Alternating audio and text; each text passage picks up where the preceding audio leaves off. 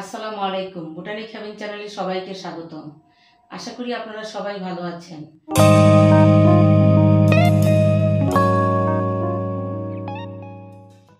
আজকে আমি আপনাদের সাথে এমন একটি গাছের ভিডিও শেয়ার করব।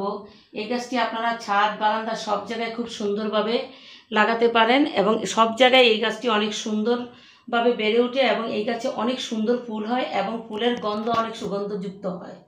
তো এই গাছটি হচ্ছে একটি কামিনী ফুল গাছ। এই যে দেখেন, এই কামিনী ফুল গাছটি আমি ৩-৪ মাস আগে নার্সারি থেকে একটি চারা সংগ্রহ করেছিলাম। তারপরে আমি গাছটি একটি টবে প্রতিস্থাপন করি। দেখেন কিছুদিনের মধ্যে গাছটি কত বড় হয়ে গেছে এবং এই সিজনে হয়তো ফুল পাবো না, তবে আগামী সিজনে অবশ্যই আশা করি ফুল পাওয়া যাবে।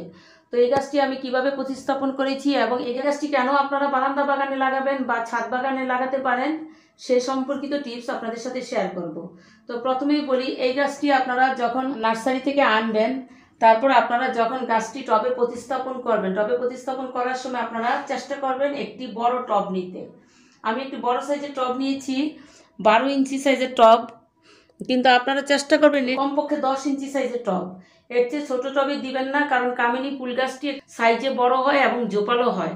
এই জন্য আপনারা কমপক্ষে 10, 12, 14 যে যার জায়গা অনুযায়ী আপনারা টবের সাইজ বড় নেবেন। এতে করে সুবিধা হবে যে আপনাদের গাছটি বছর বছর রিপোর্টিং করা লাগবে না। এই জন্য প্রথমেই আপনারা টবটি বড় নেবেন আর মাটি তৈরি করার সময় টবে ছিদ্র করে নেবেন এবং টবের নিচে আপনারা পুরোনো টবের ভাঙ্গা অংশ দিয়ে আপনারা টবের ছিদ্রটি বন্ধ করে তারপর ওটাতে কিছু ইটের টুকরা বা বালি দিয়ে লেয়ার তৈরি করে তার উপর আপনারা মাটি দিবেন। সাধারণত আমরা সবাই যারা গাছ লাগাই সবাই এই নিয়মটি জানি, এই জন্য আমি আর দেখালাম না। প্রত্যেক ভিডিওতে যদি আমি সব দেখাই তাহলে ভিডিও অনেক লম্বা হয়ে যায়। এই জন্য আমি শুধু বলবো এই গাছ কীভাবে লাগিয়েছি এবং এর রোদ, খাবার সম্পর্কে কিছু তথ্য শেয়ার করব। তো আমি এই গাছটিতে মাটি তৈরি করার সময় 1 ভাগ মাটির সাথে আমি 1 ভাগ বালি আর 1 ভাগ ভার্মি কম্পোস্ট মিশিয়ে আমি এই গাছটি লাগিয়েছি। কারণ আমি এই গাছটি বারান্দায় রাখি আর বারান্দা বাগানে রোদ ঠিকমতো আসে না। এই জন্য মাটিটি সবসময় ওয়েল ড্রেন রাখতে হয় যাতে গাছের গোড়ায় পানি জমে না থাকে। যার কারণে আমি 1 ভাগ মাটির সাথে 1 ভাগ বালি দিয়েছি আর 1 ভাগ ভার্মি কম্পোস্ট। আর গাছের মাটিতে বিভিন্ন রকম জীবাণু থাকে, এই জন্য আমি কিছু নিমখোল মিশিয়ে দিয়েছি গাছটি প্রতিস্থাপনের সময়। সাধারণত আমরা সবাই গাছ প্রতিস্থাপনের সময় চেষ্টা করি নিমখোল মিশিয়ে দিতে। এতে করে কি হয়, গাছের গোড়ায় বিভিন্ন রকম পোকামাকড়, গাছের মাটিতে বিভিন্ন ধরনের কৃমি, বিভিন্ন জীবাণু থাকে, এগুলো নষ্ট হয়ে যায়। তো আপনারা যখন প্রতিস্থাপন করবেন আপনারা অবশ্যই চেষ্টা করবেন নিমখোল গাছের মাটির সাথে মিশিয়ে দিতে। আর যদি আপনাদের কাছে নিমখোল না থাকে সেক্ষেত্রে আপনারা 1 চামচ সাব ফাঙ্গিসাইড অথবা 1 চামচ হলুদের গুঁড়াও মিশাতে পারেন, কোনো সমস্যা নাই। আর এভাবে আপনারা মাটিতে গাছটি বসিয়ে দিবেন। তারপর গাছটি আপনারা কয়েকদিন একটু কম রোদযুক্ত স্থানে রাখবেন, তারপরে একটি রোদযুক্ত জায়গায় আপনারা রেখে দিবেন। তবে রোদের কথা বলতে গেলে এই গাছে আপনারা পুরো দিনের রোদ কখনোই দিবেন না। যারা ছাদ বাগানি তারা যদি সারাদিনের রোদে রাখেন গাছটি, তাহলে গাছের পাতা হলুদ হয়ে যাবে এবং গাছটি নষ্ট হয়ে যাবে। এখন তো প্রচুর গরম, এখন আপনারা অবশ্যই গাছটি গ্রিন নেটের নিচে রাখবেন। আর বারান্দা বাগানীদের জন্য বিশেষ সুবিধা যে আমরা সবাই ছাদ পাই না, বারান্দা কিন্তু আমরা সবাই কম বেশি পেয়ে থাকি।